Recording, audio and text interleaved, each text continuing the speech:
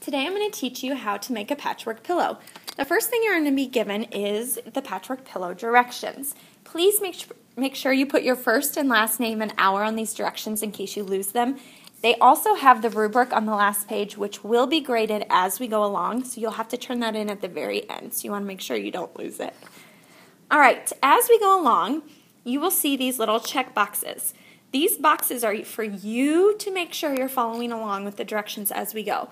So we're going to start off today with fabric preparation. As we go through each step, please make sure you put an X or check mark next to each one. Anytime it says get checked by the teacher or rubric check, make sure you put your card up and Mrs. LaFrance will come around and check that off for you. All right, today I'm going to teach you how to cut the patches for your patchwork pillow.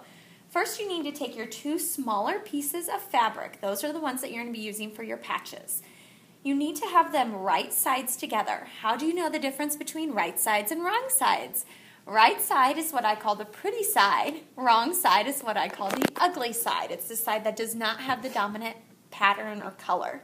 So I'm actually going to fold this, make sure it's nice and even, get out any of the wrinkles. Make sure it's nice and flat. Then I'm going to take the pattern piece, which you'll get from Mrs. LaFrance's desk, and you'll place it on top of your fabric. I'm then going to pin the pattern to the fabric. How do you do that? You're going to push down on your pin into the pattern and the fabric. Once you push down on that, you want to make sure it hits the table. Once it hits the table, grab it from underneath and push it up. You need to have one pin in each corner. Make sure it's nice and smooth as you're going. You want the ballpoint part of your pin on the outside. If you have the pointy part on the outside, you could risk cutting yourself as you're cutting your fabric. Make sure you go through not only the pattern, but also the fabric. And then I'm going to place one more in this corner. Once I get to that point, I now need to get a pin check. So you'll need to put your card up so Mrs. LaFrance can come give you a pin check. I want to make sure before you cut your fabric that we have it correct. So I'm actually going to turn this around to make it a little easier for me to cut. You'll notice that my chair is pushed in and I'm in a standing position. It just makes it much easier to work when you're upright and over your fabric. All right, to cut your pattern out, you're actually going to use that bottom blade and go right next to the pattern. Do not cut on the pattern, but next to it. It's a nice slow cut. Take your time. It's not a race.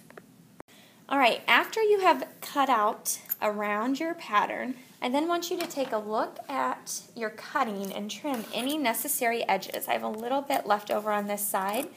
You want to make sure it's as close to perfect as you can get so that your squares are even. After you've done that, go ahead and take the pins out. Place them in your pin cushion. Always remember when you take your pins out, put them in the pin cushion so you don't lose them and they don't end up on the floor and someone steps on them. You're then done with the pattern. All right, I've taken all the pins off and I've removed the pattern piece. So after I've already cut out one set with one piece of fabric, you're then going to do it to the other piece of fabric, whatever you want the 4 squares to be on the front. Then go ahead and open them so the right sides are facing you. You're then going to take one of them and move it up and the other one move it down. Make sure it's in the direction that you want. So this one has like work zone, fire trucks, and they're all going different directions. So I'm going to choose that I want the work zone to be facing me, so then I can also make sure the work zone words are facing me. You want to make sure they're consistently the same. These bolts are kind of all over the place. There's not really consistent patterns, so it doesn't matter so much which direction they go.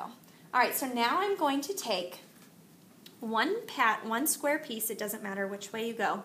I'm going to, for the sake of this demo, take the right side and place it on top of the left.